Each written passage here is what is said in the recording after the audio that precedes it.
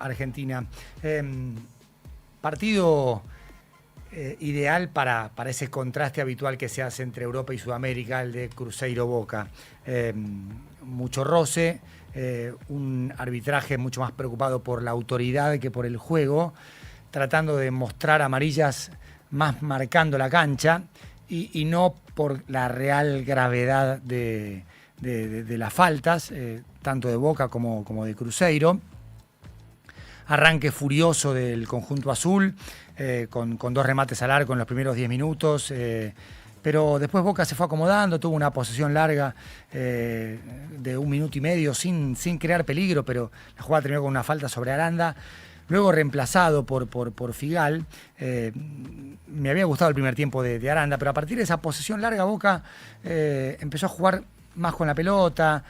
Bray no sufrió, no pateó al arco Boca, es cierto, no intentó remates en todo el partido, pero tampoco le concedía al rival oportunidades. Mientras tanto hablaban, discutían, se fajaban, forcejeaban, se hablaban.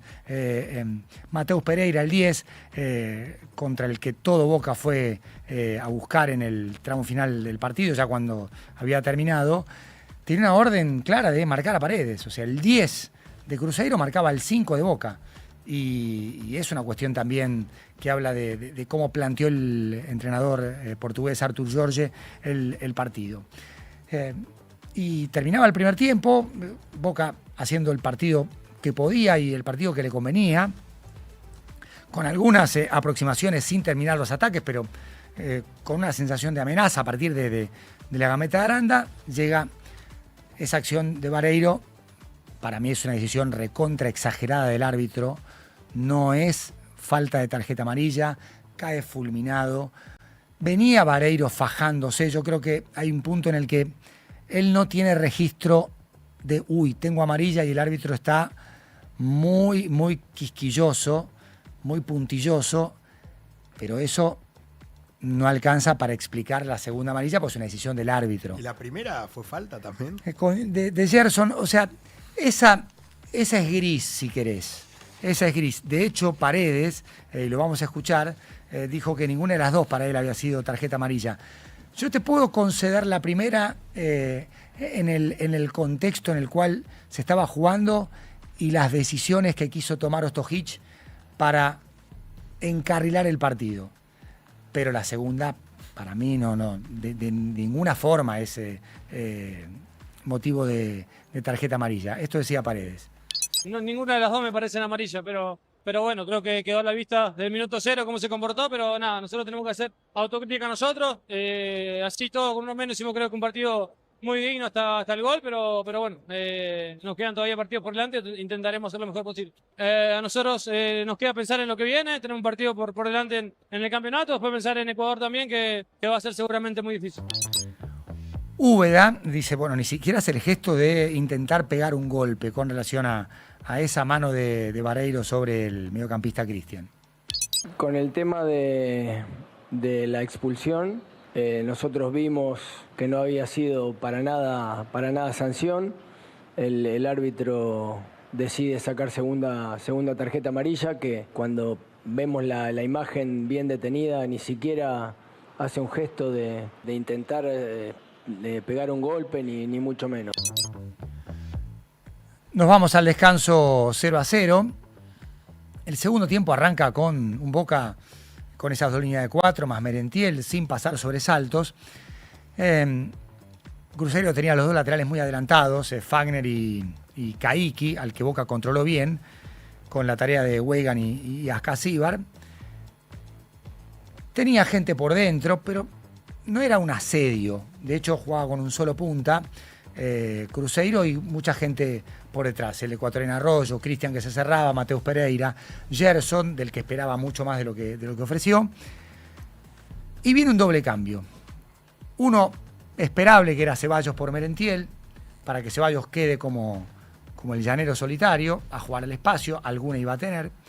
Y el otro de Figal por Aranda, para jugar con línea de 3 centrales, 5 defensores sumando a Weigand y a Blanco. Había 2 efectos y los 2 se dieron.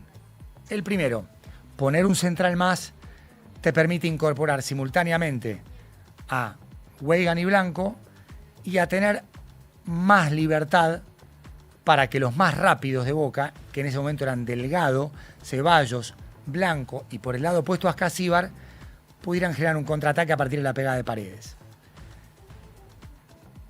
Salió un jugador que estaba sintiendo buenas sensaciones, Aranda. Y el otro efecto de la línea de 5 es, si vos ponés un defensor y sacás un mediocampista, el equipo se va a parar más atrás. Es lógico, por las características del que sale y por las características del que entra. No se dio eso en el primer tramo, en los primeros 5 o 10 minutos. Boca respaldó, achicó hacia adelante, con Figal incrustado entre Di Lolo y Ayrton Costa, pero también es un mensaje para el entrenador rival. ¿Qué hizo el técnico Artur Jorge? Me pones un central a los 15-20 del segundo tiempo. Con el correr de la segunda parte vas a hundirte, vas a jugar cada vez más cerca de tu arquero, entonces te voy a regar yo la cancha de delanteros. Entró el 9 Bruno Rodríguez, que es un delantero que se tiraba al medio, empezaba de extremo pero jugaba más por el centro, y entró Neisser Villarreal, el colombiano, que es el que termina haciendo el gol. El gol es una clásica jugada de un equipo hundido, con sus defensores cerca, pero sin marcar individualmente. Esto de cubro el espacio y quizá me desentiendo porque sé que hay un compañero listo para cubrir esa zona. Ya habías avisado Caio Jorge con un desmarque hacia afuera, centro derecha que tapa a Bray, hace la misma jugada, está muy libre Mateus Pereira para meter el pase, no hay pressing de Delgado, todo el equipo ocupando espacios pero sin marcar por presión. Esto que hablo del roce, del talento defensivo, también vale para los equipos que juegan cerca de su arquero. Mete la puñalada Mateus Pereira, Caio Jorge acá no tiene ángulo para patear al arco, centro y gol de Neisser Villarreal. Por supuesto que con el diario del lunes es fácil, yo lo planteaba en la transmisión de Telefe, bueno, tenés un efecto positivo pero también uno negativo, que es defenderte cada vez más cerca, donde un error se castiga con gol. Después vino la provocación de Mateus Pereira, la tangana del final, un partido que Boca, digamos, controló a su manera en el primer tiempo, después con 10 no sufrió, más allá de estos dos ataques, y hay un sistema de desempate distinto en Copa Libertadores que le da más valor al triunfo de Cruzeiro, y es, en caso de empate en puntos, ya no va a prevalecer el saldo de goles, va a prevalecer los duelos directos, y Boca tendrá que ganarle a Cruzeiro para que, en caso de empate en puntos con Cruzeiro y ganar por una diferencia mayor, esté primero. Cruzeiro perdió en Belo Horizonte contra la Católica, todo está por escribirse, Boca tiene que jugar contra Barcelona en Guayaquil. Se terminó la serie de 14 partidos invicto contra Cruzeiro en Belo Horizonte con un arbitraje influyente por las decisiones que tomó y también por ese cambio que fue a los 17 del segundo tiempo, quizá demasiado pronto, aunque insisto, si vos querías tener frescos a Blanco, a Ceballos, a Ascasíbar y a Delgado para picar, tenías que hacerlo en ese momento y no a los 37-38, cuando ya ahí sí el cambio era solamente para cerrar el partido. Pero son situaciones de juego que hay que analizar, no solo con el resultado opuesto, que es un parámetro a considerar, pero sino también en el momento que se producen y en el impacto que generan, no solo en el número final, sino también en el desarrollo del juego. Hoy hay más acción de copas con equipos argentinos. Ayer empató Barracas, ganó Lanús, empató San Lorenzo. ¿Cómo viste a San Lorenzo y cómo viste a Neymar? Bueno, de nuevo, un marco muy pero muy lindo, un partido de copa en el nuevo gasómetro. Un Neymar que había sido ovacionado por la gente cuando salió a calentar, cuando lo nombraron. Yo un poquito más tarde, así que eso me lo contaron porque no lo había podido escuchar. Y un San Lorenzo creo que dominó los primeros minutos. De hecho, yo dije, van 15 minutos y no puedo más, estoy cantando con todas. San Lorenzo está jugando bien, dije, falta todavía todo el partido. Un gol de Cuello, creo que fue el arquero medio que tuvo responsabilidad también, porque fue un remate débil que justo picó y se metió desde lejos.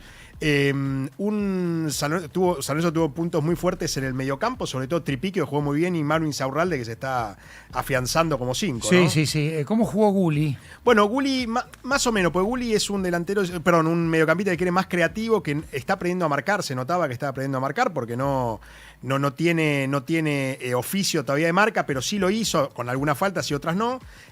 Un defensor que vos decías, Juan, antes los europeos cómo salen, Lautaro Montenegro, lo que está jugando en San Lorenzo, el central zurdo, que tiró en un momento una gambeta en la otra mitad de cancha, digamos, el campo de Santos. Y gana duelos, ¿eh? Sí, gana duelos, sale jugando joven, quizás un poco confiado, ¿no? Pero juega muy bien. Tipo Palacios, el Estudiante de La Plata. Exactamente. Un Santos que hizo, las oportunidades que tuvo, una la aprovechó, que fue un golazo el empate de Santos, que empieza Neymar con una gambeta, taco de Roleiser, el que era de River, y gol de Barbosa, de Gabriel Barbosa. Un Santos que además marcó, yo nunca vi en mi vida el estilo de marca de Santos, parecía una función cuadrática literal, así como si fuese un óvalo. Sí. Nunca lo vi en mi vida, dejando al Romaña salir solo, que de hecho funcionó porque falló en 3 o 4 ocasiones, y un Santos que marcó muy bien a San Lorenzo de sentido, que en el segundo tiempo se afianzó y que terminó un empate que yo creo que, como hincha de San Lorenzo, me hubiese gustado ganar, pero creo que fue justo el empate. A Neymar lo aplaudieron, lo mimaron. Sí, más antes del partido y después, durante más o menos. De hecho, en un momento cuando fue a sacar un córner, y esto se ve por yo haber estado ahí, no saludaba, decía gracias. No sé quién le estaba diciendo algo porque estábamos medio enojados por el partido y todo lo que está sucediendo, pero sí después del partido una ovación muy grande que, bueno, lo dejó en claro con las declaraciones, ¿no? Neymar que estaba contento y que bueno, mira si viene a San Lorenzo en algún momento. A lo Muñain. Y sí, mirá. ¿Por qué no? Ya tuvimos a Muñain, ¿por qué no a Neymar también, no? No cuesta nada ilusionarse. No, jamás. No. Es lo más lindo del mundo soñar. 12-2 en toda la República Argentina.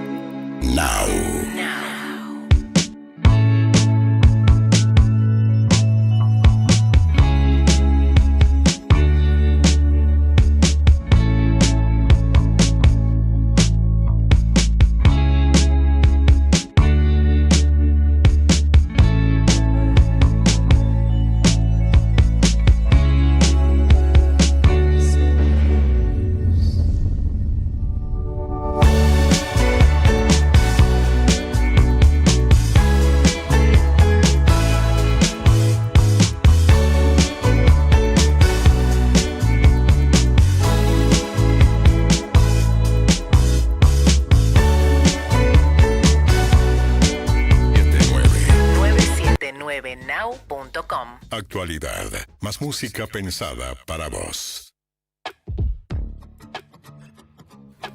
12:16 en toda la República Argentina. Bienvenida, Lara Goiburu, un placer tenerte. No, muchas gracias a ustedes por la invitación. Ya hemos charlado vía Zoom, pero era hora que vinieras al piso a charlar con nosotros, exactamente. Aparte voy a decir algo muy de groupie, pero te escuchaba siempre, así que... Lo sé. De groupie. Muchas gracias. Gracias, Genial, un placer. Me resultó súper interesante este relevamiento que han hecho en Management and Fit con algunas preguntas cualitativas que tienen que ver con la situación económica del país, la situación económica personal. Tenemos, por supuesto, mucho para charlar, pero como primera aproximación, ¿qué encontraron en los resultados, Lara, respecto de la situación actual? Mira, una de las cosas ya viene desde el mes pasado. El mes pasado estuvimos haciendo investigaciones quali y este mes hicimos la investigación que hacemos siempre nacional, 2.200 casos a nivel nacional. Hay algo que en lo que podemos resumir es que es agotamiento. Estamos transitando un momento donde la sociedad se muestra bastante agotada respecto del ajuste. Este era un gobierno muy anclado en la expectativa de futuro. Creo que la vez anterior lo conversamos, esta idea de, bueno, el esfuerzo había hecho carne, creo que como nunca en la historia argentina, esta idea de el sacrificio presente para un mejor futuro, algo que por ahí venía de nuestros abuelos y se había perdido un poco en el camino. Y lo que encontramos entre marzo y abril es que eso empieza a tener un límite, ¿no? Ya la expectativa de futuro disminuyó bastante en la última ola de medición. De hecho, por primera vez, la expectativa negativa, ¿sí?, supera la expectativa positiva. Sí, cuando les preguntábamos, yo siempre decía, bueno, el tema, la evaluación de la situación actual es negativa, sí, pero la expectativa de futuro se mantiene por encima de mejora futura, se mantiene por encima del empeoramiento. Sí, hay una mirada negativa que aumenta 55%, la regular a 29,5%, y un 33,9% menciona una expectativa de mejora futura. Y esto es un descenso de 8,6 puntos porcentuales, es un descenso importante. Es mucho, entre febrero y abril. Sí, realmente es mucho. Ahí hay un dato, ¿no?, de cuando hacemos doble clic sobre los números, que es interesante, que es que el movimiento no se va de creo que voy a estar peor, sino creo que voy a estar igual. O sea, el mayor movimiento en esa tiene que ver con creo que voy a estar igual. Y lo que también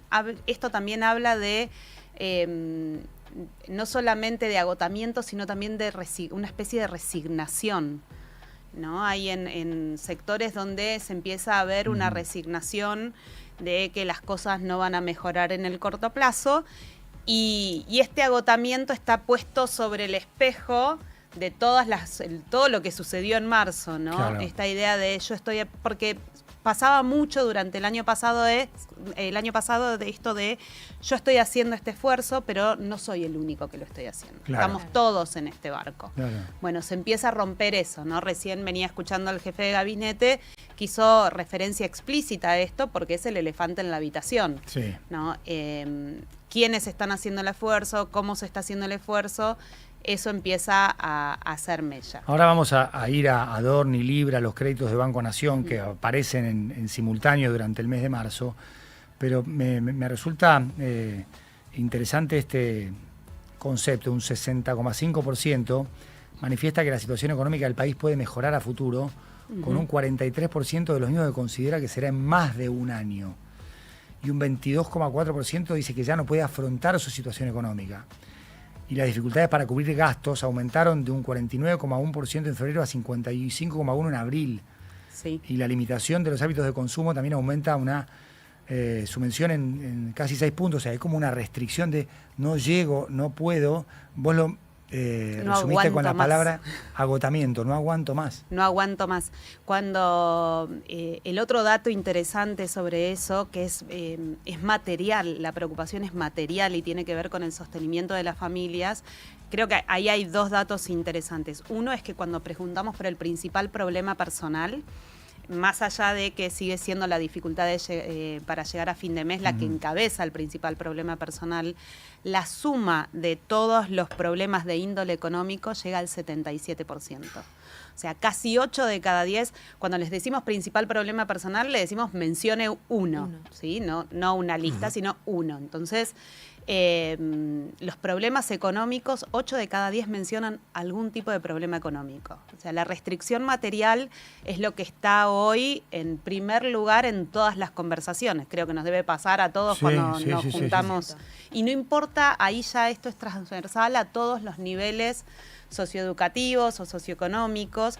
Ahora sí tiene un aumento, y esto es una constante desde el año pasado y desde el inicio de este gobierno, sí tiene un aumento en los mayores de 40 años y en las mujeres. Es una simplificación y tomala así, pero antes quizás, no todos, porque no es que el panorama era bueno, sino todo lo contrario, había, si querés, déficit fiscal, pero algunas familias podían tener superávit propio. Hoy es el Estado Nacional el que tiene superávit, pero el déficit se trasladó a las familias, por lo menos en esta foto actual, hablando de ese ancla que es para el gobierno su principal activo, el superávit fiscal. Sí, es así, o sea, si lo queremos simplificar podemos ver que es esa la diferencia. Antes el país estaba mal, pero yo llegaba a fin de mes, ahora el país está bien en términos macro, pero yo no llego a fin de mes. Es la distancia entre una estabilidad macro y una micro, esta idea de, bueno, no derrama, no llega a las familias. Por eso, aparte, ¿no? Este corte por edad y género también, que es bastante lógico, porque es donde más ha pegado en los mayores de 40 años y en las mujeres, que en muchos casos son sostén de familia. Entonces, ahí tenés una grieta que se da y que no se da en términos ideológicos. Y eso es importante también decirlo. Las diferencias de percepción respecto de la situación presente y futura no son ideológicas, sino que son materiales. Adorni, Libra, créditos de Banco Nación. ¿Cuánto esto influye o agrega a esta percepción de agotamiento, de no llego, no aguanto? Bueno, lo que vemos ahí es que agrega, ¿no? Agrega en esto que decíamos antes, en lo simbólico de para qué este esfuerzo, o quiénes, no para qué, sino quiénes estamos haciendo este esfuerzo. Eso pega directamente en la confianza que tiene la ciudadanía a nivel nacional en el gobierno nacional. 6 de cada 10 dicen, sí, estas 3 cosas afectan mi confianza. De hecho, los créditos del Banco Nación son leídos no solamente en un porcentaje importante, son leídos casi 4 de cada 10 como un acto de corrupción, pero después también casi 3 de cada 10 nos dicen es un privilegio. Ya, eso te iba a decir, como que es para ricos eso, no lo puedo hacer yo. Claro, no lo puedo hacer yo. Yo no llego a la vivienda, yo no llego a fin de mes porque el alquiler me aumenta y esto sí apela más a un público joven, ¿no?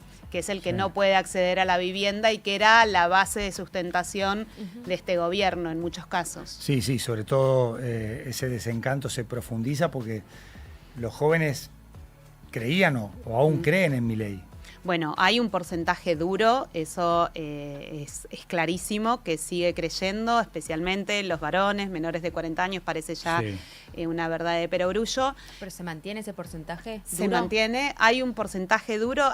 Cuando miramos el electorado o el posible electorado, porque todavía es demasiado pronto, muy pronto,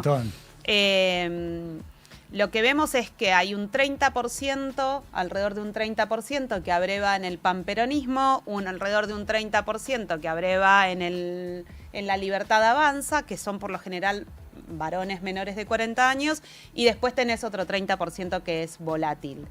Que depende de y que eso ha pasado siempre casi siempre en la historia argentina, ¿no? Los que votaron en 2011 a Cristina Fernández, en 2015 a Macri, en 2019 a Alberto Fernández y en 2023 a Milei. Exacto. Sea son primera los o que segunda vuelta, sí. se van moviendo de un lugar al otro. Sí, lo que vemos, y este es un dato también de este informe que llama bastante la atención, es que les preguntamos, bueno, si las elecciones fueran hoy, no tiene sentido preguntar por candidatos, pero sí buscarían una continuidad o un cambio, Sí. ¿no? Y ahí lo que vemos es que hay un 41% que dice continuidad, con cambio de personajes, o sea, con cambio de funcionarios y políticas, o sin cambio de funcionarios y políticas, está más o menos balanceado, pero continuidad. Que eso es un mensaje también para la oposición. Un 51.6 te dice, no, yo quiero un cambio. 51.6, si mal no recuerdo, sí, yo quiero un cambio. Ahora, ese 51 está fragmentado. El otro es un bloque homogéneo. Entonces, claro, es un mensaje para la oposición, es la posibilidad de una alternativa de proyecto y de persona tiene que venir con algún tipo de unidad que hoy se ve bastante lejos en el horizonte. Sí, y quizás también alejarse de lo que ha sido la omnipresencia del Estado, hablo del kirchnerismo como motor o como punto de partida para ser votado, como que hay, creo yo, una mirada diferente al respecto de, bueno, no tenemos que regresar a lo que fue exactamente el doble mandato de Cristina Fernández o el mandato de Alberto Fernández. No, eso totalmente. Primero, hay dos datos que no vienen de encuestas, sino que vienen de elecciones. Hubo ya 2 elecciones donde un porcentaje importante de la población, inclusive el año pasado, cuando ya el ajuste se percibía en las economías de las familias, que dijo, frente a ese pasado conocido, yo prefiero un futuro incierto. Eso ya no es una encuesta, fueron 2 elecciones, una realidad. Después lo otro que vemos es cuando medimos imágenes de líderes políticos, y esto también es algo que venimos diciendo ya hace 2 años, todos los referentes, no importa el partido, de los últimos 20 años de la política argentina, tienen imágenes negativas altas. Sabemos que la imagen positiva no se traduce en votos, pero la imagen negativa tiene una correlación más lineal con el no voto. O sea, si tengo una imagen negativa tuya, difícilmente te vote. Es muy raro y son muy raros los momentos en la historia donde la gente, esta idea de va a votar con la nariz tapada, ¿no? Sí. Tiene que pasar algo muy importante. Esta es la situación donde está pasando algo muy importante, no lo sabemos. Resalto y vuelvo un poco al tema económico porque me parece interesante ver esto. Ustedes preguntan por el nivel de endeudamiento. Más o menos se mantienen los niveles de diciembre de 2025. Ahí dice, medios llegan justo o a pagar las deudas un 37,8%. Es un nivel considerable. Pero me llama la atención esto. Comprar electrodomésticos o bienes durables crece del 0 al 10,4% en abril. Digo, esto habla de un consumidor y de esta angustia que estabas hablando vos, de que quiere de alguna manera sostener su nivel de vida, ¿no? Digo, ¿cómo lo estás viendo eso? Tiene que ver con eso y con tratar de sostener, tratar de renovar lo que no se pudo renovar en estos 2 años, lo que se rompió, lo que se renovó.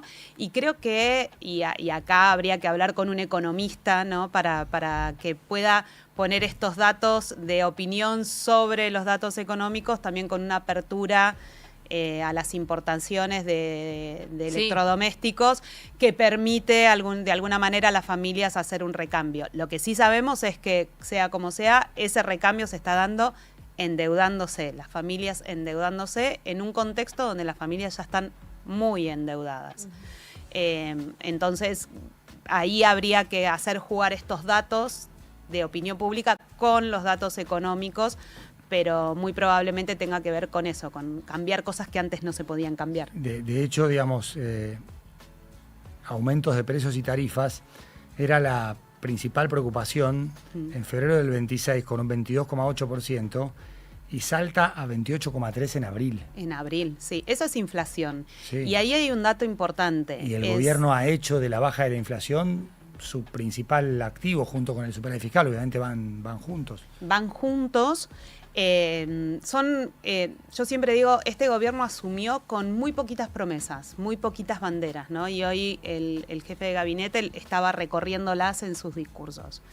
Terminar con los cortes en las calles, terminar con la inflación y terminar con los privilegios de la casta.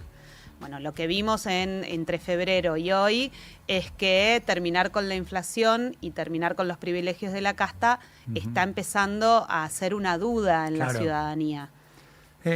Sin embargo, digamos, en la foto, la aprobación del presidente Milei es de 37,2%, que es un número bastante alto. Es un número alto. Para ser tercer año. Es un Más número allá de alto. que venías de un 46,8 en febrero, hay que una baja de casi 10 puntos entre febrero y abril, pero no deja de ser un Es número la aprobación alto. de la gestión, Sí, de la ¿no? gestión, Lo que sí, estás sí, viendo, sí. no la imagen del presidente. No, la aprobación de la gestión. La aprobación de la gestión bajó 10 puntos, es entre un mes, o sea, en 2 meses, pero 37 sigue siendo alto. ¿Para el tercer año? O sea, tiene con qué crecer, digamos, de cara a las elecciones. Tiene con qué crecer, tiene con qué crecer por 2 datos. Uno ¿no? La aprobación de la gestión. Y el otro, en esto de, ¿querés un cambio de rumbo o preferís el mismo rumbo con distintas caras? Bueno, ahí hay un dato. El 41% está diciendo mitad y mitad más o menos, el mismo rumbo. Algunos te dicen cambiame algunas caras y otros dicen no toques nada. Equipo que gana no se toca. Bueno, ahí hay que verlo. Pero hay un 41% que dice eso y un 37% que tiene una imagen positiva. La clave está dada por los propios números de opinión, ¿no? Y esto lo vemos todos los colegas, que es volver a poner en alza esas dos banderas, controlar la inflación, que claramente está siendo una preocupación de las familias, y controlar de alguna manera que los privilegios de la casta, o lo que se percibe como privilegios de la casta, esto de, la responsabilidad sobre el IVA está asignada, en su mayoría, la ciudadanía se la asigna al presidente por distintas razones cuando haces doble clic, pero dicen el presidente es responsable. Entonces, esas cosas son las que el gobierno hoy debería empezar a tomar el control nuevamente, un control que claramente durante estos primeros meses del año está perdiendo. Han también relevado los cambios en hábitos de consumo. ¿Qué encontraron ahí, Lara? Estamos conversando con Lara Goiburu, que es directora ejecutiva de Management and Fit, un informe muy, muy interesante que incluye, creo yo, todas las variables necesarias para entender este momento de la Argentina. Bueno, ahí lo que tenemos es, desde que empezamos a preguntarlo, va a ser un año que empezamos a hacer esta pregunta, lo que se esperaba o lo que nos decían los libros que teníamos que esperar frente a una situación de estabilización macroeconómica era, vos cambiás, ajustás los hábitos de consumo en un momento y después ya quedan ajustados, sí, no claro. los volvés a cambiar. Acá mes a mes, 8 de cada 10, y esto es, entonces prácticamente todos hemos hecho algún ajuste.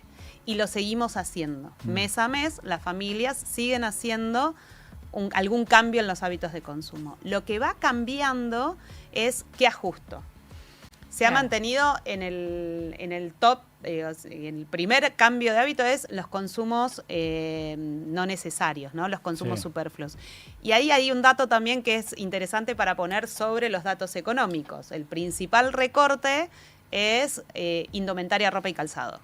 Compras no esenciales. Las compras no esenciales, indumentaria, ropa y calzado. Yo le hago el chiste a mis hijas de que volvimos a los 90, donde la campera de la hermana la usa al año siguiente la más chiquita y después se traslada a los primos.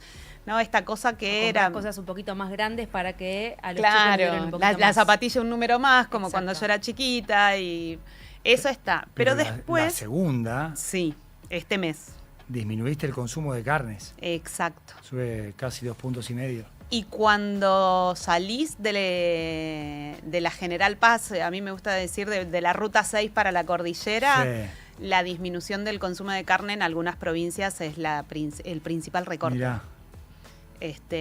Entonces, esto que los números económicos nos están contando tiene su correlato en la percepción ciudadana cuando vamos a preguntar.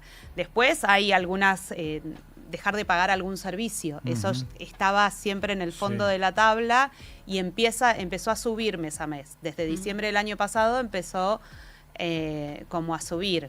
Antes se cumplía con las obligaciones, pero los servicios pero se recortaban otras cosas.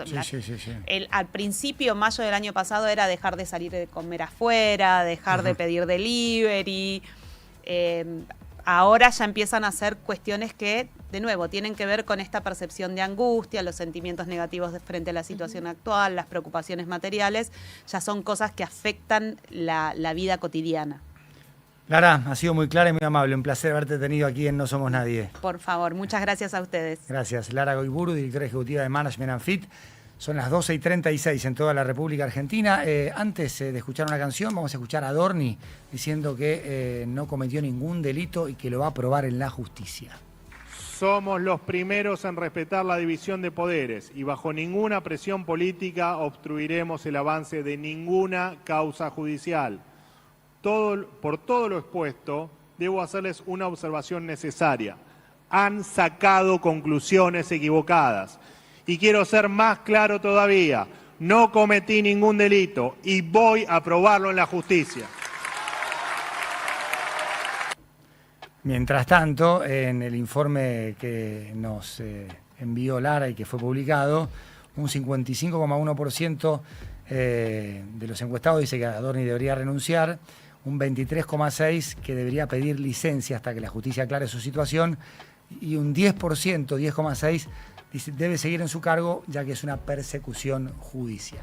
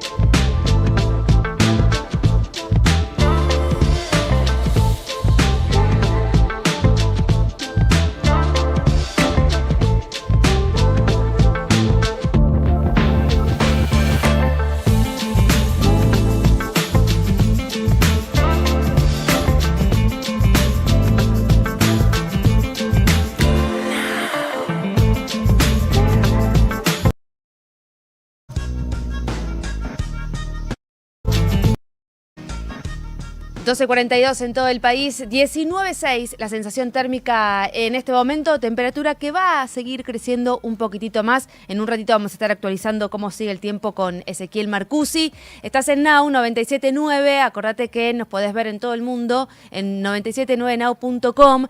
También en nuestro canal oficial de Twitch y de YouTube nos encontrás como @979now. En el canal 85 de Flow. Y también podés descargarte nuestra app disponible tanto para Android y iOS. Así te hacemos compañía durante todo el día. Nuestras redes sociales, en todos lados nos encontrás como @979now. Y si estás en Pinamar, nos escuchás en 102.7. Y tenemos más, porque si te querés comunicar con nosotros y dejarnos tu audio, 1180 697 9, 1180 697 9, ahí te queremos escuchar. Now. Soy Juan Martín del Potro, deportista de alto rendimiento. Si algo aprendí a lo largo de mi carrera es que la buena salud es todo. Por eso le pongo la firma Sancor Salud, una cobertura de alto rendimiento. Hacé como yo y firmá vos también. Sancor Salud. La buena salud es todo. Superintendencia de Servicios de Salud. 0800-222-72583. www.sssalud.gov.ar. Número de inscripción 1137. Pulp vuelve a la Argentina. 12 de junio, Movistar Arena. La legendaria banda británica regresa con su nueva gira latinoamericana. Te mereces más. Pulp. Entradas a la venta en movistararena.com.ar. Pulp. 12 de junio en Argentina. Now. 97.9. Radio Oficial. Produce Indie Fox y SPA.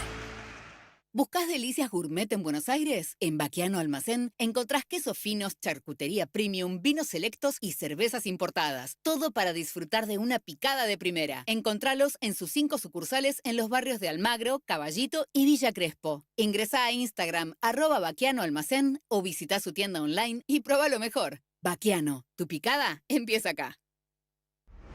Justo antes de que tu día haga clank. No somos nadie. Con Juan Pablo Barsky y Eleonora Pérez Caresi, de 10 a 14 por Now 97.9. Nunca viene mal un poco de ficción. Espectáculos en No Somos Nadie. Bueno, lo adelantábamos un poco ayer, era o sigue siendo uno de los estrenos más esperados por todos. Vos ya tuviste el privilegio de verlo. Ayer, exactamente, hablamos del Diablo Viste la Moda 2, que mañana, 30 de mayo, se estrenará en toda Latinoamérica. 30 de abril. 30 de abril, estamos ansiosos. Sí. Y el 1 de mayo, el viernes, en Estados Unidos, con lo cual aquí la veremos primero, como pasa siempre, porque allí los estrenos se producen los viernes. Pero anoche se hizo la gala en el Malva, a la que no estuvimos invitados, pero no importa, nosotros igual vamos a estar repasando un poquito los looks, lo que ¿En qué consistía la gala? Tenías que tener el dress code era vestirte de rojo, aunque sea los zapatos, los estiletos, algo, pocos lo han respetado. Había muchos vestidos de negro. Sí, ¿por qué? Algunos con detalle rojo también. Bueno, el detalle suma, pero había otros que... Claro, es fácil el negro porque sabes que siempre te va a quedar bien y todo, pero hay que animarse, ¿no?, a los colores. Juana Viale, por ejemplo, fue una de las mejores vestidas, llegó acompañada por Gino Bogani, que además ella, la noche anterior, la del lunes, fue elegida como el Martín Fierro a la moda, de oro. Fierro de oro, es verdad. Exacto, el de oro, porque bueno, a lo largo de estos últimos años, en donde está compartiendo los almuerzos, en este caso con su abuela Mirta Legrand, ha tomado otro lugar, ¿no? Ella está ahora como con mucho, mostrándose como un referente de la moda. Flor de aparte hizo algo genial ella el año pasado de buscar diseñadores del interior. Exacto, y sobre todo para eso, darles ¿no? Jóvenes pantalla. diseñadores que no han tenido la posibilidad. Creo que cuando hizo las comidas en el verano allí estamos viendo a Juana, divina, ¿no? Con un strapless hermoso, negro y rojo. Y también, bueno, Flor de la B ha sido otra de las que respetó la consigna. Parecía más bien como... el moño que tiene en la cabeza pensé que eran como cuernitos, ¿no? Y quienes están viendo por YouTube por el diablo. Seguir. Claro. Y tal vez tenía alguna connotación de eso. Claro. Pero bueno, Mónica Antonopoulos también ha estado allí, pero estaba vestida de negro. ¿Nada rojo, Mónica? No se lo vio, por lo menos a simple vista, no. Divina. Ella es la esposa de Marco Antonio Caponi, actriz, modelo también. Brilla en la revista del Cervantes, hace el papel de la vedette, justamente. Estuvo también Iván de Pineda, que viene de un fin de semana con la presentación de Colapinto y todo. Yo, y acá me pongo los ruleros, me había olvidado que Iván de Pineda había sido novio de Juana Viale cuando ella tenía, no sé, 12, 13 años, Sí. era muy jovencita. ¿Se acuerdan que en el momento... Era un poquito más grande, te van a...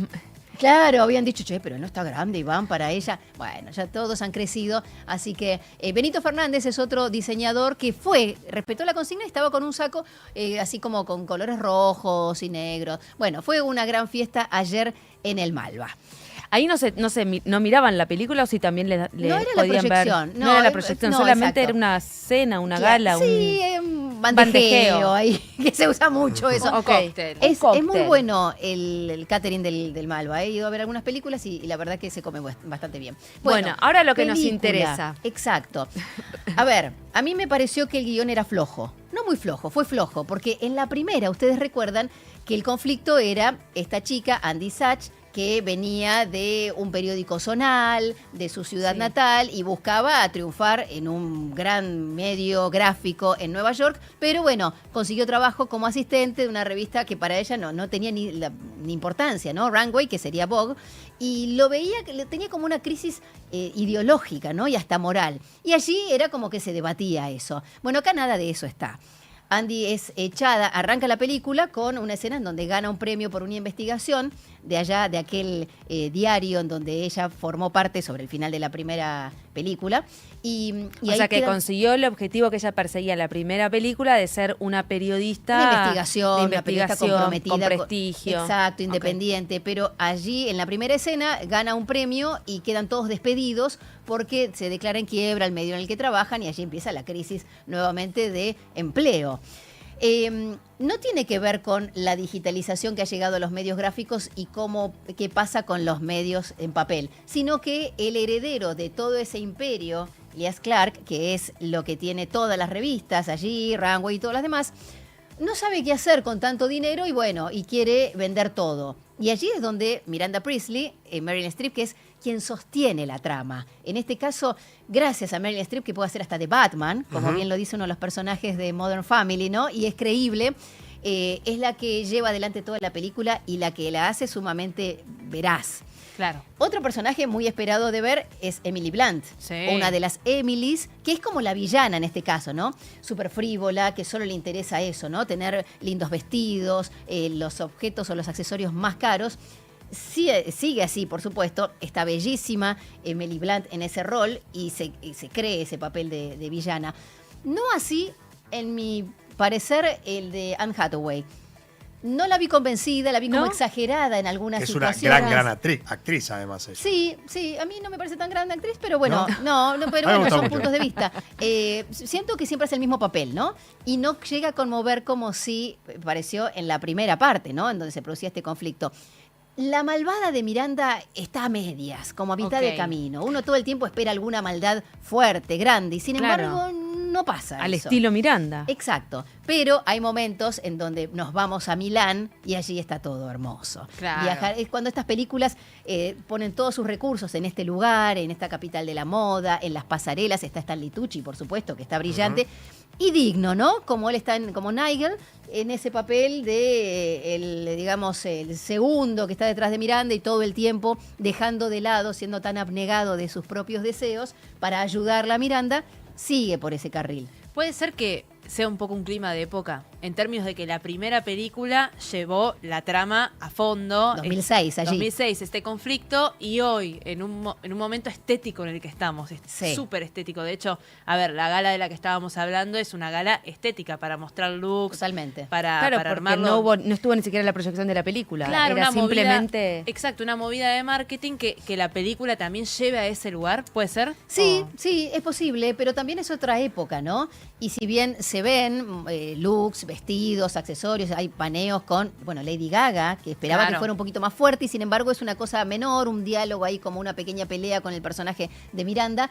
Y Donatella Versace también está allí en una escena tomando un café con Emily, en donde Emily medio que la trata un poquito mal, pero todo lo que uno espera encontrar, a mí me pareció que no lo encontré. Siento que la primera parte es difícil de superar. Le va a ir bien seguramente. No sé si recaudará. Sí, porque todos queremos ir a verla. Claro. La gente la va a ir a ver igual. O sea, Pero la gente la va a ir a ver igual. Yo lo que no entiendo es, ¿Cuál es el conflicto en esta segunda parte? Es tratar de mantener el mismo estatus laboral y económico, a pesar que el heredero de ese imperio editorial quiere vender la empresa y reducir todo. Pero ya no hay un conflicto entre Miranda no hay. Y Andrea, okay, no Andrea. existe. No, se nota que hay como una cosita, pero están más cerca. Las posiciones están más acercadas porque ya creció Andrea y es una periodista comprometida y se viste casi con las primeras marcas, como era en el caso de Miranda, ¿no? Cuando antes uno veía la empresaria con grandes marcas y la chica que estaba con un suétercito tejido con este color azul cerúleo que tanta repercusión tuvo luego. Hay un guiño a ese suéter. Vuelve a aparecer. Después, si ven la película, me cuentan en qué momento apareció, está transformado, customizado, como dirían en la moda, para rendirle un homenaje. Hay como pequeños homenajes a la primera parte también. Y a los recortes, ¿no? Se terminaron los viajes en primera clase, los autos privados, claro. Todo lo que pasa en todas las empresas del mundo, además. ¿Puntaje? Bueno, si 5 es lo máximo, o no sé, 10, quieren que hagamos al revés, ¿no? Vamos 10 10. puntos. 10 Vamos es el a máximo. 10. Para mí está en 5 puntos. Mitad de tabla, ¿no? Como dirían en el fútbol. Sí, pero bueno. Ni tan tan, ni tan, ni. Sí, y estuve tratando muy, de muy, ni chequear. tan, tan. Ni muy, muy, ni tan, tan. Hoy van a aparecer muchas de las críticas y más o menos coincidimos, los que tuvimos la oportunidad de verla ayer o en alguna otra ocasión. Después Mirá ustedes vos. cuando la Bueno, vean me cuentan. El estreno es mañana. Mañana 30 de abril es el estreno en toda Latinoamérica. 12:54 en todo el país. De a poquito nos vamos acercando a la 1 de la tarde. Y mira la canción que justamente viene a ser.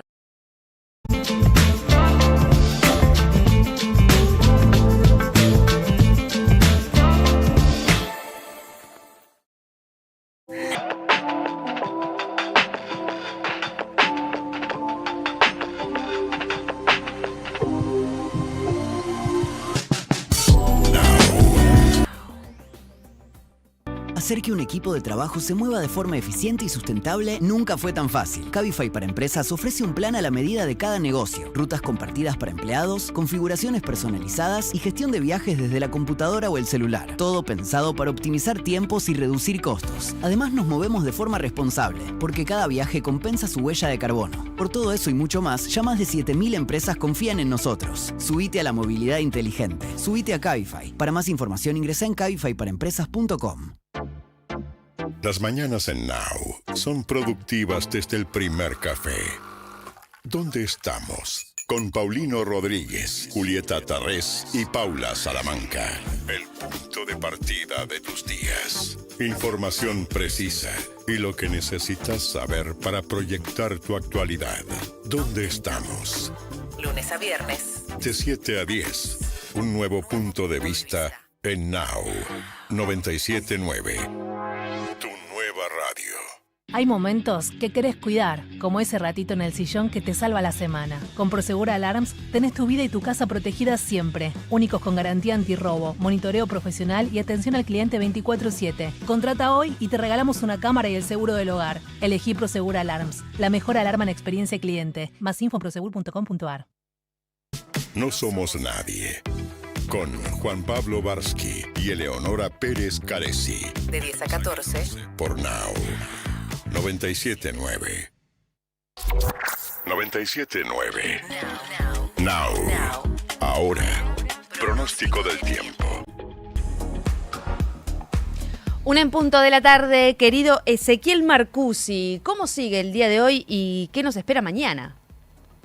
¿Qué tal, Ele? ¿Qué tal, equipo? Bueno, buenas condiciones, excelentes condiciones tenemos que decir para esta tarde. Todavía la nubosidad va a seguir disminuyendo. Ahora tenemos cielo parcialmente nublado. Va a disminuir todavía más la nubosidad, así que vamos a tener sol. Y una máxima que va a rondar los 23 a 24. Ya estamos ahí, el próximo dato ya habremos pasado los 20. Y vamos rumbo a una tarde espectacular, como les decía. Viento del oeste, noroeste. Y muy buenas condiciones. Mañana refresca un poco, la mínima sí se va a notar un poquito más abajo, unos 10 u 11 grados en Capital Federal y alrededor es la máxima unos 22. El viernes hay una chance de un chaparroncito aislado, el viernes que es feriado, bueno, puede haber alguna gotita cayendo, todavía puede cambiar el pronóstico para ese día y la idea es que para el fin de semana bajen más las temperaturas, así que llega otra vez aire frío el fin de semana, aunque sin lluvias. Bueno, por lo menos no llueve. Sí, espectacular, buenísimo. Y lo último para esta jornada, bueno, viento intenso sobre la costa sudeste de la provincia de Buenos Aires, se redujo el área de la alerta, ahora es solamente para la costa sudeste bonaerense, todavía en la tarde puede haber viento intenso con ráfagas importantes, hasta 80 kilómetros por hora. Gracias, Ese. Hasta mañana, chao, Hasta chao. mañana. Y de cómo está el tiempo, cómo está la calle, sigue las complicaciones seguramente en el Congreso, porque está respondiendo en este momento Manuel Adorni, el jefe de gabinete, las preguntas de los legisladores. ¿Cómo está, Romy, la situación por ahí? Tal cual lo estás indicando, siguen los cortes totales y los vallados, todo en lo que es las inmediaciones al Congreso de la Nación. Está cerrada Entre Ríos y Alsina, Riobamba y Mitre, Hipólito Yrigoyen y Sarandí, además afectada Avenida Rivadavia y Callao y todo lo que es el corredor Callao-Entre Ríos. De hecho, el desvío se está dando desde Avenida Belgrano. Todo esto va a seguir así como lo veníamos contando hasta que finalice la exposición de Adorni. Además, hay presencia de manifestantes, un grupo de Barrios de Pie se encuentra sobre la calzada circular de Solís y hay otro grupo que está en Riobamba y Mitre, además de Hidalgo y Arangure. En estos puntos, algunos se encuentran sobre lo que es la vereda y otros con una reducción parcial, con lo cual genera algunos contratiempos. Hoy todas las miradas están puestas en los cortes de tránsito y en los vallados en lo que es la zona del Congreso de la Nación. Sí, que lo mejor, lo ideal es evitar esa zona porque la exposición o esta segunda parte de las respuestas que tiene que dar Manuel Adorni al Congreso de la Nación puede extenderse durante varias horas más. Sí, tal cual lo veníamos indicando. Él arribó al Parlamento pasadas las 10 de la mañana, arrancaba a las 10:30 la exposición, ya son pasadas las 3 y se espera que esto dure hasta las 16 horas, con lo cual va a seguir todos estos inconvenientes. Además, la línea de subte a Atentos no se está deteniendo en la estación Congreso, esto es por el operativo de seguridad que se da siempre en superficie, con lo cual hay que subir o bajar en las estaciones anteriores o posteriores. Muchas gracias, Romy. Un abrazo, chau, chau. Actualidad para seguir en foco. No somos nadie. Now. 97.9. Actualidad para seguir en foco y vamos a hablar de algo que nos compete de alguna forma a todos, porque todos tuvimos alguna mascota o tenemos una mascota en este momento. Hoy es 29 de abril, es el Día del Animal. ¿Cómo son ustedes con sus mascotas? ¿Tienen mascota primero? Sí, tengo. ¿Sí? ¿Qué tienen? Dos gatitos. ¿Dos gatitos? Perro. ¿Perro? Una gata. Una gata. ¿Una mala onda? ¿La gata? Tremenda. Sí. ¿Y cómo son afectivamente con Los amo. Con sus mascotas? Son mis hijos, o sea, real. Ah, ok. Duermen conmigo. Sí. Ah, ¿duermen con vos? Sí, son cariñosos, te reciben cuando llegas. ¿Le compras ropa? No, bueno, tampoco tanto, pero sí, duermen conmigo. Es mi perrijo también. No le compro ropa, pero sí tiene un muy lindo chalequito así para el frío de San Lorenzo. Obvio. Ah, obvio, no podíamos Obviamente. esperar otra cosa. Barbie. Bueno, nos llevamos bien, a pesar de su carácter, mal carácter, pero como tengo hijos, es mi mascota. Es mi mascota. Bueno, hay una tendencia que cada vez crece más y se asienta más de esta cuestión, perrijos, son como mis hijos, duermen conmigo, esta buena práctica o exceso emocional. Eso es lo que se preguntaron para hacer este informe, que lo encabezaron en la UBA. Alejandra Feld es veterinaria, etóloga y docente de la Cátedra Bienestar Animal de la Facultad de Veterinaria de la UBA. Y queremos hablar, y la primera pregunta, Alejandra, va a ser justamente esa. ¿Es buena práctica o exceso emocional? ¿Cómo estás? Eleonora Pérez Caresi te saluda. Hola, buenas tardes, Eleonora y todo el equipo. Gracias por la invitación a conversar un poco de este tema que nos apasiona, Sí, nosotros claro. que nos dedicamos a eso todo día a día. Y en realidad es un informe que surge a raíz de una encuesta nacional en realidad de la ciudad de Buenos Aires, de hogares, donde se empieza a ver la tendencia que cada vez hay más perros y gatos conviviendo en las casas de la ciudad, y sospechamos que algo parecido debe estar ocurriendo en unas cuantas otras ciudades del país. Y eso nos obliga a reflexionar cómo estamos relacionándonos y cómo estamos conviviendo con los perros y los gatos que habitan nuestras casas, pero también en las ciudades, ¿no? Porque muchas veces uno no convive con un perro o con un gato en su casa, pero le guste o no, está obligado a convivir en la vía pública también Exacto. con perros y con gatos. Puntualmente yendo a la situación de perros y gatos viviendo en nuestras casas, por supuesto que esta tendencia se está viendo en parte porque estamos creando nuevos tipos de lazos vinculares con perros y con gatos, ¿no? Hoy ya no ocupan el mismo espacio que ocupaban antes. Hace 20 años, un perro o un gato vivían en el patio de la casa, si bien para mucha gente eran miembros de la familia, las condiciones en las que se daba esa relación eran muy diferentes a como se da ahora. ¿Y por qué se dio ese cambio? Por muchos motivos fue mutando. ¿Cómo? ¿Por qué se dieron esos cambios?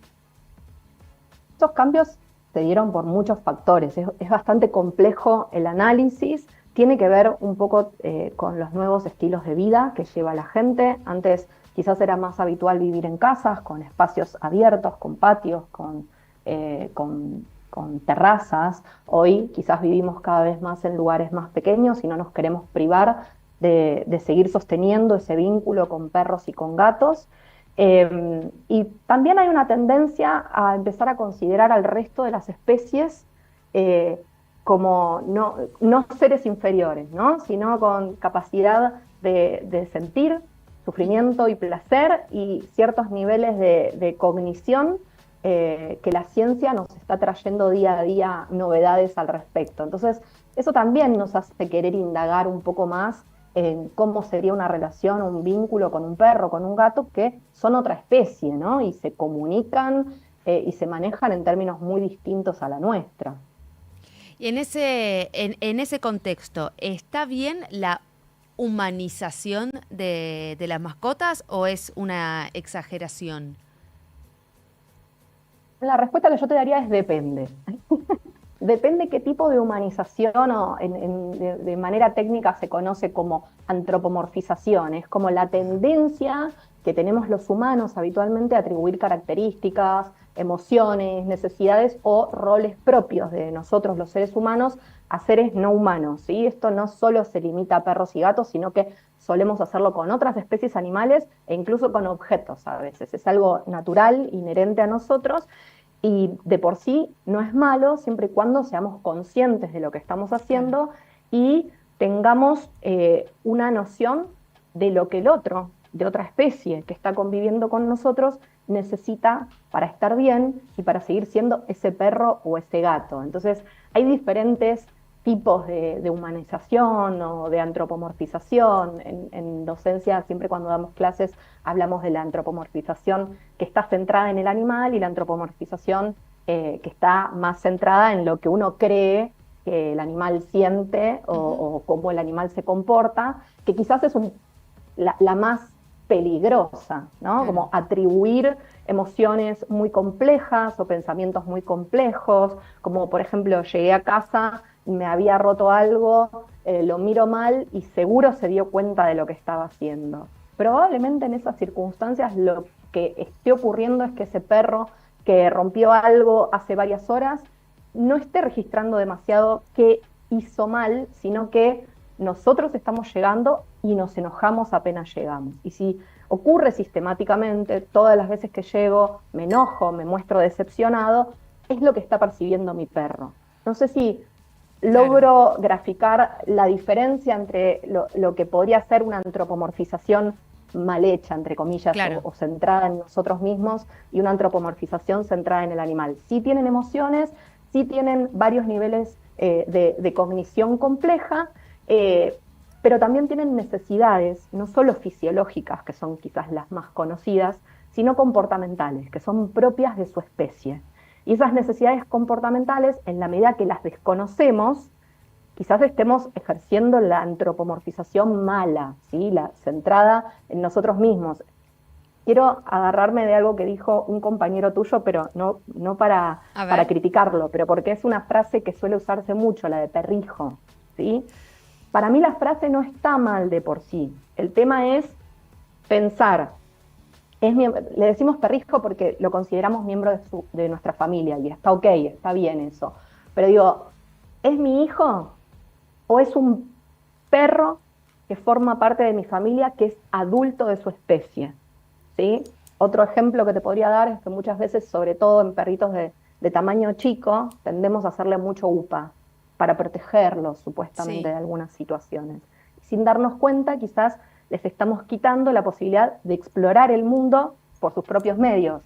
Y olvidamos, al menos por un momento, que es un adulto de su propia especie, que no es lo más natural del mundo estar a UPA todo el tiempo siendo un adulto. Me estoy sintiendo Entonces, mal porque ahí- tengo ahí es donde veo el peligro. a mi perrito, a León, lo tengo a UPA. Cada vez que lo voy a ver, está UPA. Bueno, Mauro. también hay gente, Depende de las situaciones. también hay individuos de nuestra especie que a veces los tienen a UPA metafóricamente durante mucho tiempo, ¿no? No solo otras especies, nuestra especie también. Yo te quería Tal preguntar, cual. en ese sentido, Alejandra, sí, yo fui digo perrijo, pero sí, coincido con vos, o sea, entiendo que es un perro, adulto. De hecho, yo tenía una percepción, en lo personal, así como muy antropomorfizada de los perros, en este caso, yo siempre tuve mascota como perro, hasta que entrenamos a la perra de mi familia. Y cuando empezamos a entrenar, ¿no? La entrenadora nos empezó a contar muchísimas cuestiones de su comportamiento, de cómo interpretar las señales que da, pues los animales dan muchas señales que uno a veces no sabe cómo interpretar. No los Que, entiende. claro, cuando está estresado que se lame el hocico, que la mirada, que cómo lo está tomando. Bueno, dan advertencias, por ejemplo, y que son animales y tienen que interactuar con otros. Digo, a mí, cuando yo llevo a mi perro, por ejemplo, me decía, no, si vos lo tenés tenso con la correa, mientras se está oliendo con otro perro, ya lo estás tensionando, no, déjalo. Más allá del comportamiento que uno sabe que tiene su mascota, ¿no? Pero en ese sentido, creo que es muy importante que la gente empiece a conocer también el comportamiento de un integrante de la vida 100%, cotidiana. sí. ¿A qué comportamientos, teniendo en cuenta esto que está diciendo Mauro, cuáles son esos detalles? Como él decía, si está estresado, Se lame el hocico, la mirada de ¿Cuáles son costado? esas cositas que Bueno, hacen al bienestar? Lo que hiciste vos es fundamental, poder informarse sobre cuáles son las conductas y las necesidades comportamentales de tu perro o tu gato como especie, digo, para poder comunicarse mejor con ellos, ¿sí? Para entender qué le está pasando en cada momento. Y hay muchas señales a veces de incomodidad, ¿sí? Que nosotros no podemos percibir. Yo siempre digo, porque, a ver, damos clases en la facultad a colegas, damos clases de grado, de posgrado, también damos algunos cursos de extensión para público general, pero yo también hago la práctica privada en etología clínica y trabajo mucho estos temas, así como muchos educadores o adiestradores también lo hacen, y gran parte de las consultas etológicas tienen que ver con esto, con poder transmitir a los tutores y tutoras esta información para que puedan ir conociendo la especie, pero también al individuo, a su perro, al perro de su familia y al gato. ¿Cómo se comunican? No hablan, ¿sí? Probablemente entiendan algunas palabras nuestras, pero no entienden la palabra en sí, la van entendiendo en la medida que se repite contextualizada. Lo que entienden es cómo nos movemos, cómo nos expresamos, la expresión de nuestra cara, incluso los perros están capacitadísimos para poder discriminar la cara de contento de la cara de enojado de su tutor o tutora, ¿sí? Lo perciben muy bien, el tono de voz que usamos. Entonces, son cosas fundamentales para que nosotros también podamos entender cómo manejar cada situación con nuestro perro, con nuestro gato. Van a presentar a veces signos de incomodidad cuando nos acercamos, no siempre están cómodos con el abrazo o con el beso, ¿sí? El tema del abrazo y el beso es una conducta muy primate. Nosotros somos primates, ¿sí? En el caso de los caninos y los felinos, no es tan habitual que las muestras de afecto se manifiesten en esos términos. El abrazo muchas veces puede significar incapacidad para huir frente al peligro, ¿no? Le acercamos en un abrazo y en un beso nuestra boca, que para ellos es una herramienta de defensa. Están los dientes ahí, pueden morder con los dientes. Entonces, son esas cuestiones que nosotros tenemos que empezar a registrar que podrían significar una amenaza para algunos perros. Por supuesto que en la medida que nuestro perro empieza a convivir con nosotros, o gato, ¿no? Empieza a convivir con nosotros y se va forjando un vínculo, hay algunas conductas que otro perro no aceptaría y nuestro perro acepta y a veces hasta disfruta. Pero primero hay que lograr ese vínculo, ¿no? Y que se vaya acostumbrando a esas cosas. Entonces, todo ese tipo de cosas hay que tenerlas en cuenta para tener una convivencia respetuosa y para poder educarlos de manera adecuada, ¿sí? Porque llegan a nuestras vidas a muchas edades diferentes. Y hay que ser consistente también en el mensaje que les damos, consistente y coherente, porque si somos Si variamos mucho en las respuestas que damos, en la comunicación que tenemos con ellos, se van a confundir. Y no es culpa de ellos, es responsabilidad nuestra. Estamos hablando con Alejandra Feld, veterinaria, etóloga y docente de la Cátedra Bienestar Animal de la Facultad de Veterinaria de la UBA. Ya para ir cerrando, nos gustaría que hagas un comentario acerca de la situación que están pasando los docentes universitarios en este momento, que están de paro y que va a haber una marcha, ratificaron hoy una marcha para el próximo 12 de mayo.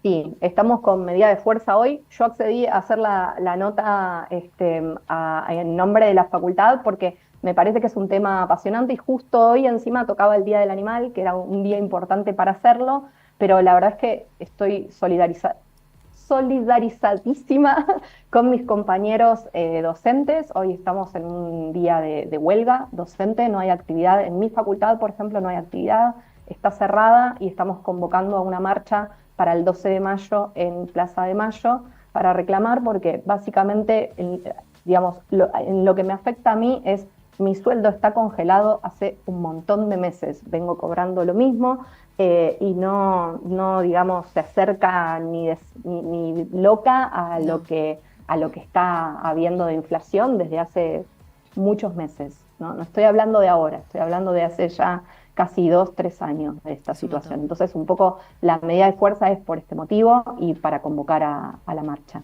La marcha entonces el 12 de mayo. 12 de mayo en Plaza de Mayo, sí. Para cerrar, para todos aquellos que nos están escuchando y que tienen a su mascota en casa hoy en el Día del Animal, si tuvieses que dar un consejo fundamental dentro del marco del bienestar animal, ¿cuál sería? Hagan todo lo posible por aprender lo que necesita y las formas de comunicarse que tiene la especie con la que conviven y puntualmente las necesidades que tiene ese individuo que vive con ustedes, porque es la única forma que van a tener de convivir respetuosamente y de forjar un vínculo realmente honesto. Muchísimas gracias, Alejandra. A ustedes. Gracias.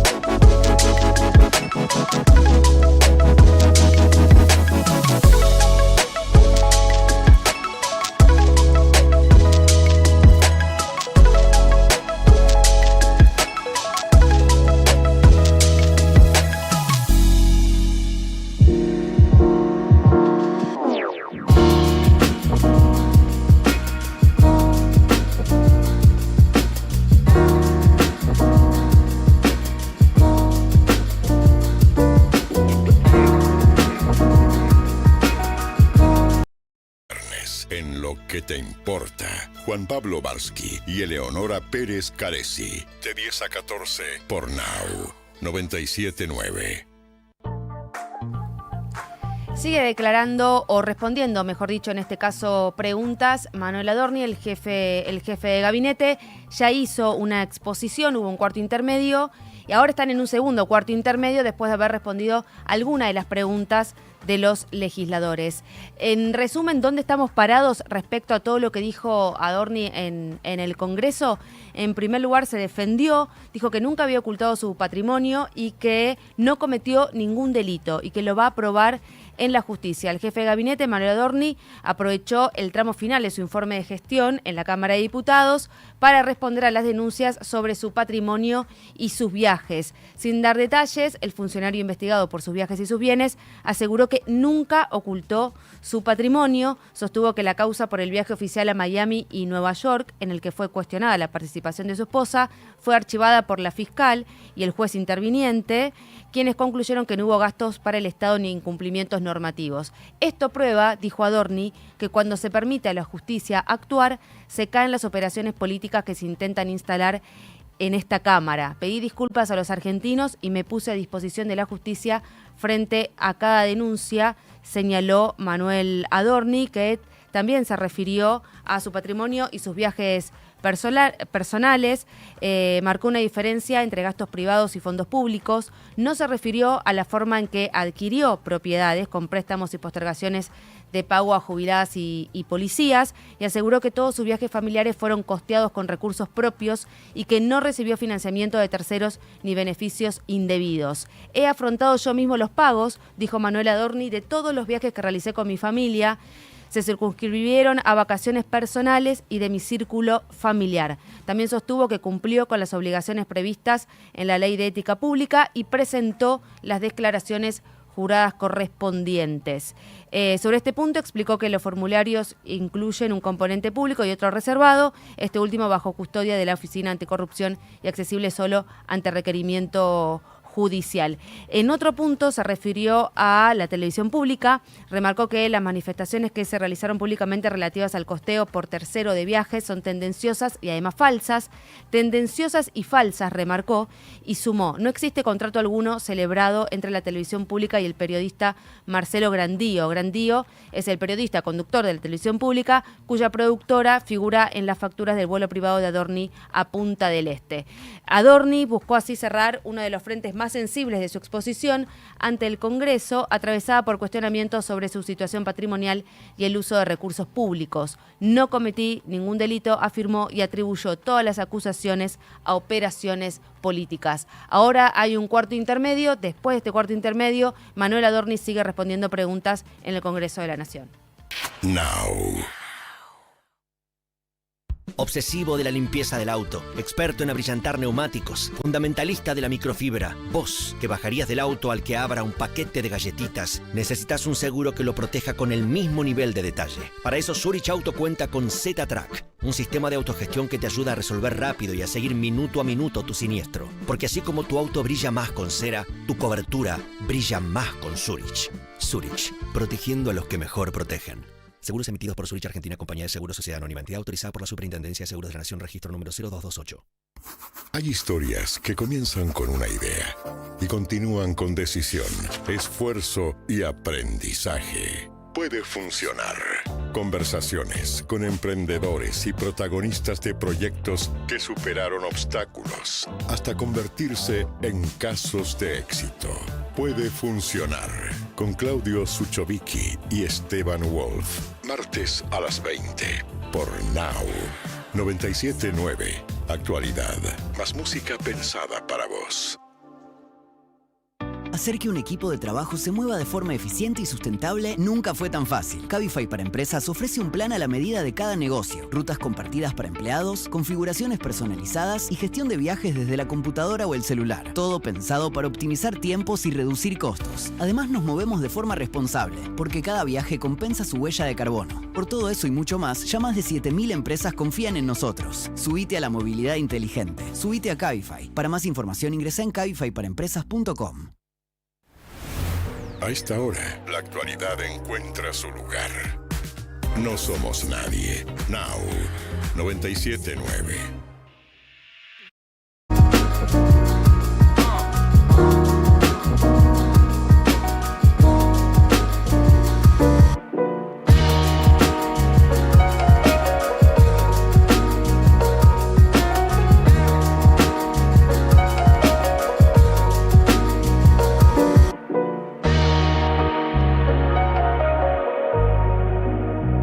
Now.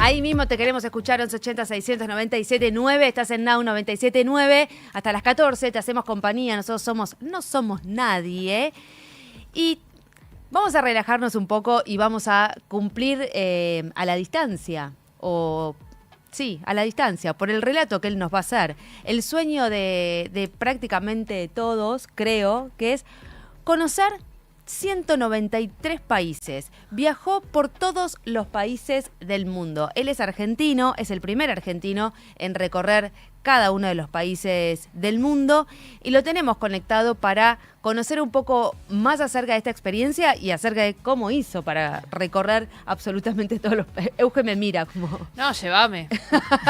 en la valija, en algún lado. Yendo. Nicolás Pascuali está con nosotros. ¿Cómo estás, Nico? Hola chicos, ¿cómo están? Un placer saludarlos. ¿Te diste cuenta que te dije Nico como para que ya seamos amigos y nos lleves de viaje a todos, no? Sí, noté la extremada calidez del programa y dije, bueno, está bien.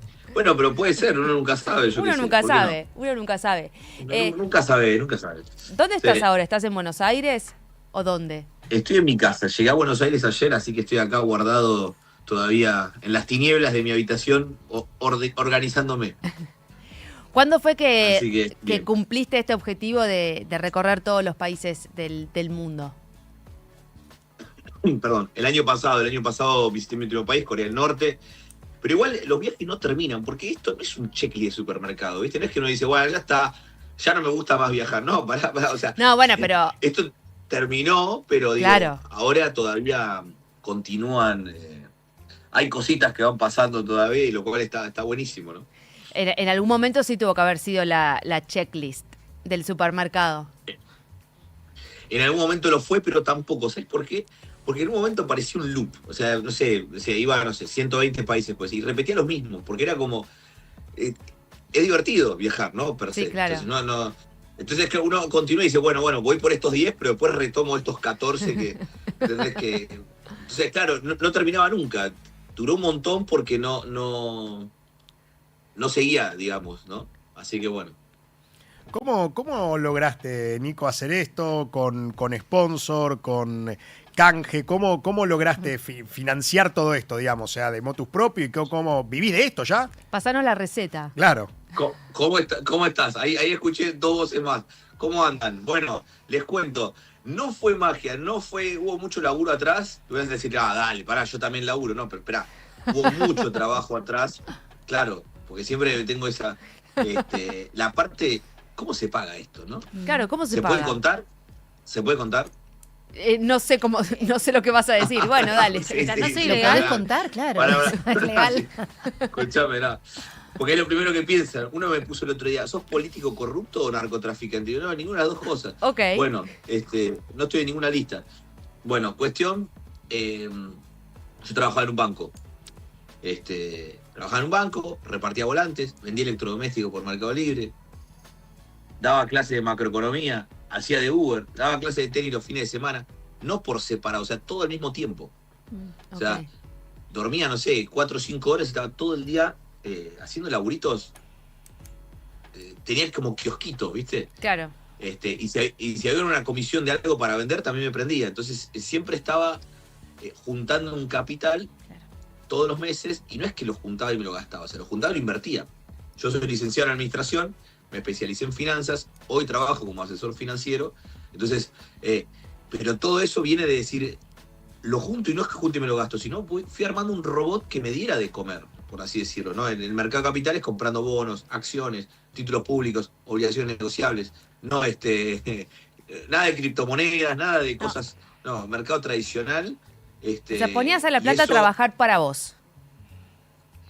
sí, pero vos también tenés que laburar. Eso de que trabajas claro, solo es mentira, claro. vos tenés que estudiar, tenés que leer los balances, tenés que entender el mercado, tenés que estar actualizado, porque solo no funciona. No es que sí, trabaja y miro la tele, no, constantemente tenés que leer e informarte de lo que... Y por eso también está el viaje, porque el viaje, hace muy poquito, por ejemplo, llegué de Medio Oriente, estuve en Siria, estuve en la frontera con Irán, y todo eso no...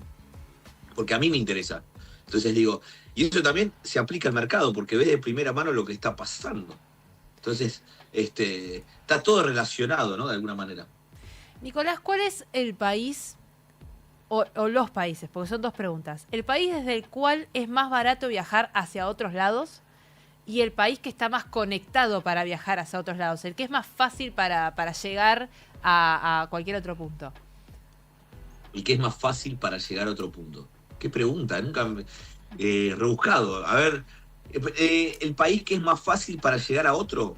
Claro, o sea, no a otro, sino digamos que si el vos que- vas a Europa es más fácil conectarte a hacer base, por ejemplo. Madrid, Estoy diciendo claro. cualquier cosa. Madrid, de repente. No, está planificando un viaje. No. Me sumo, Yo siempre estoy planificando A ver, viajes a ver. porque soy de Sagitario. Pero, bien. más allá de eso, a lo que voy es, ¿cuál te pareció como más fácil, con más conectividad, desde el cual dijiste, ok, ahora voy a recorrer todo Asia, entonces paro o hago base por acá, entonces de acá saco Ok. vuelo para acá, para acá, para allá?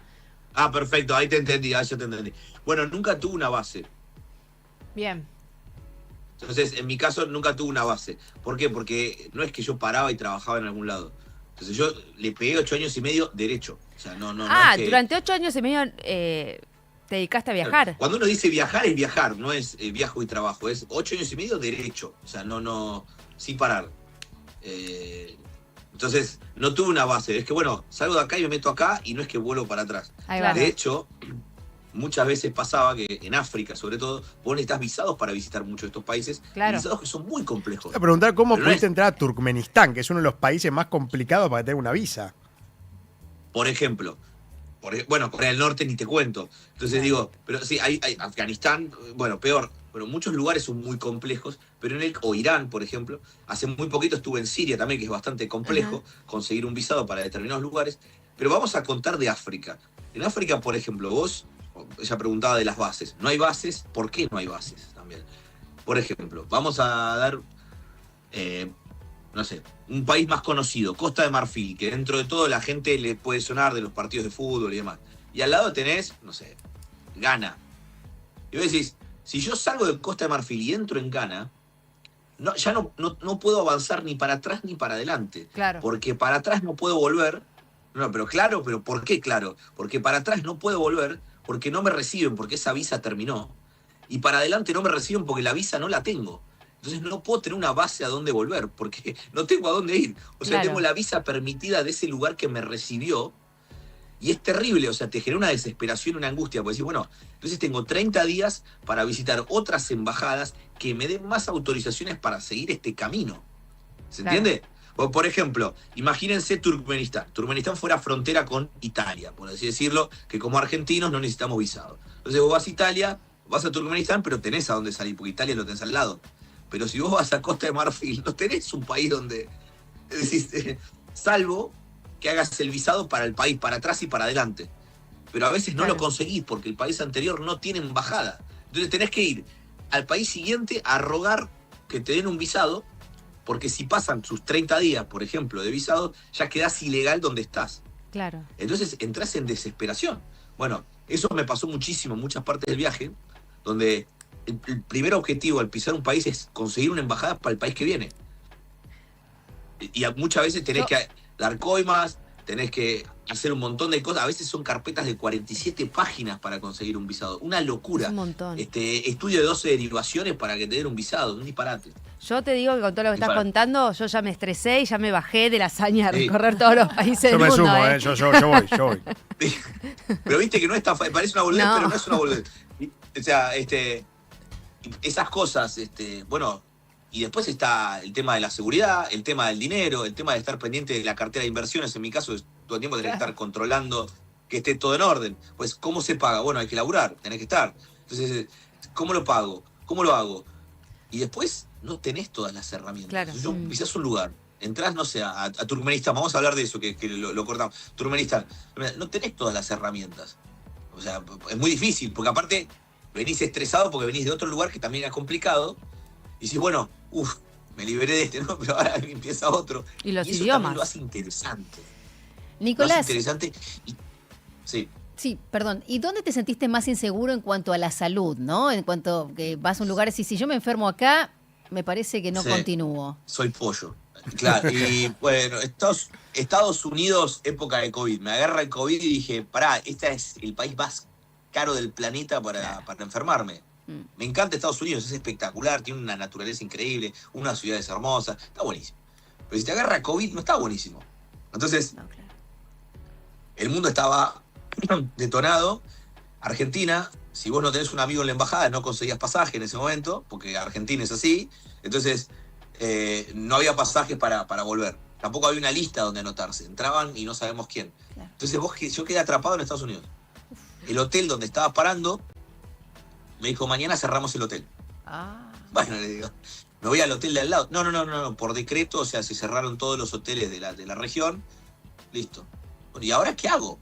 Entonces llamo a un amigo, mi amigo vendía autos usados y digo, che, ¿no tenés una camper van? ¿No tenés una motorhome para...? Sí tengo, bueno, te la compro. Entonces me compró una motorhome. Y claro, me paraba la policía y me decía, ¿a dónde va? ¿A la farmacia o al supermercado?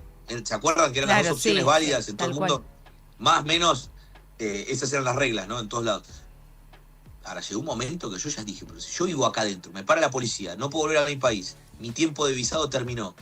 Me fui a recorrer todo Estados Unidos adentro de la motorhome durante el COVID. Entonces, donde más miedo tuve por un tema médico fue Estados Unidos, porque sabía que si tenía que caer en un hospital y hacerme tratar sin seguro médico hubiera sido bastante complejo. ¿En qué país te sorprendió más de todos los que fuiste? Buena pregunta. O puedo hacer un ranking, porque fuiste a todos. Sí, gracias a Dios. Mira, que más me sorprendió Siria. ¿Por qué? Siria, por un montón de motivos. Y mira, justo acá, acabo de llegar, hace 5 días estuve en Siria, o sea, recién llegué. Y justo tengo acá en la mano, mirá lo que tengo acá, porque tengo el escritorio hecho un desastre, un billete de lo que era al-Bashar al-Assad, que era el último dictador de turno. Lo tengo acá, lo pueden ver, ahí está, al-Bashar. Bueno, cuestión, me traje algunos souvenirs. Siria porque, a pesar de toda la controversia, y hoy lo gobierna, cayó el dictador de turno en el 2024, y hoy lo gobierna el expresidente, por así decirlo, de Al-Qaeda. El que manejaba Al-Qaeda es el presidente de hoy. Estuvo preso en Irak, el tipo. Ahmed al-Sharra. Gracias, Ahmed al-Sharra. Exacto. Entonces, Ahmed al-Sharra, que hoy está en el poder, flaco, no hay reglas. Vos chocás, estás manejando, porque lo vi porque yo estaba ahí. Estás manejando, chocás con alguien, no es que, che, te doy el seguro, pasame tu... No, chao. Te levantaste, estás bien, listo, seguí. No hay reglas, no hay... es todo... es como vivir en la era de piedra. A mí eso me sorprende. Cuando estaba el dictador era el otro extremo, eran muchas reglas. Hoy no hay reglas. Y vivir así, con esos ciclotimios de cambios, a mí la verdad que me llama la atención, porque son gente muy parecida a nosotros. Claro. Toman mate. Católicos. En Siria toman mate. Toman mate, el mate no se comparte. De hecho, me regalaron un mate, me lo traje a mi casa, me regalaron un mate sirio. Los mates sirios no se comparten, cada uno tiene su mate y lo prepara a su gusto, así que nadie se pelea si es dulce o amargo. Entonces, nada, la cultura, la gastronomía, hagamos un pimponeo. El país que más te sorprendió entonces es Siria. ¿El país al que volverías? Ese que tenés ganas de volver. Vamos a cambiarlo. El mismo, por eso volví, pero vamos a cambiarlo. Irán. ¿Por qué? ¿En este contexto?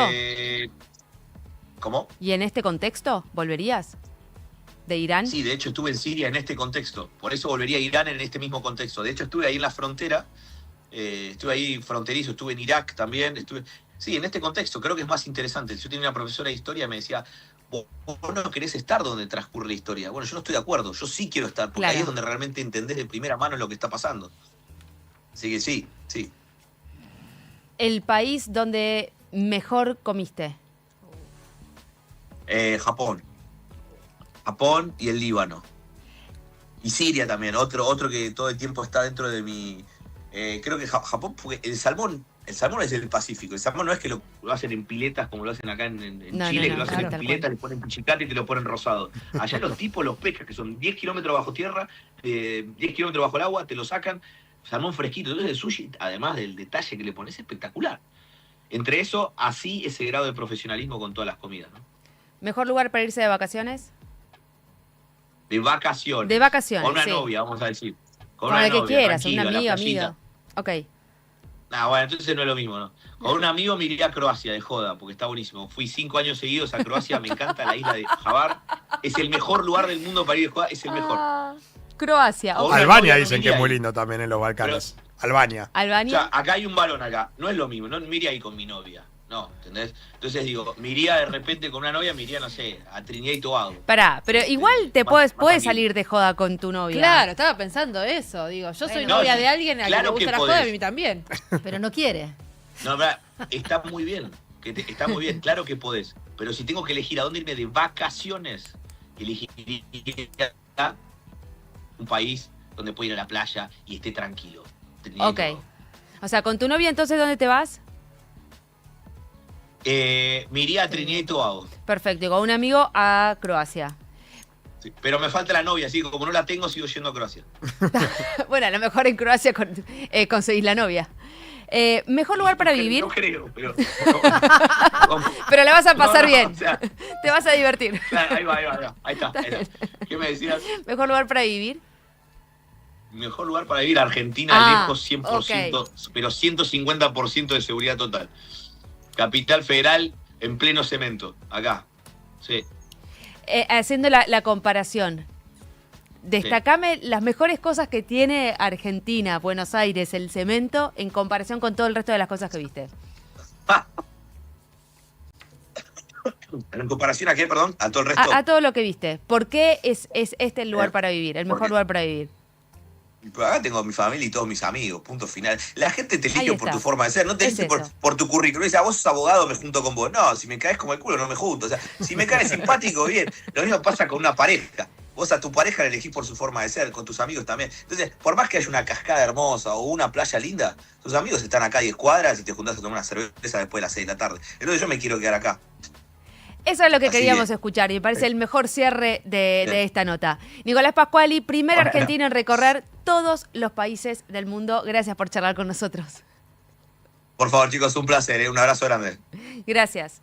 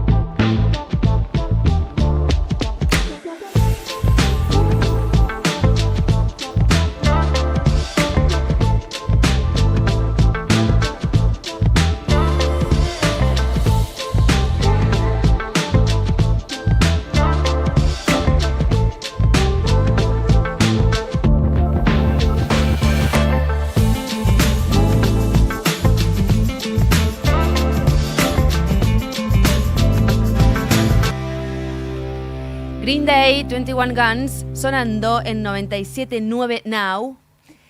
13:53, de a poquito nos vamos acercando a las 2 de la tarde. Una temperatura muy agradable, ya estamos arriba de los 20 grados, 21,4 para ser más exacta.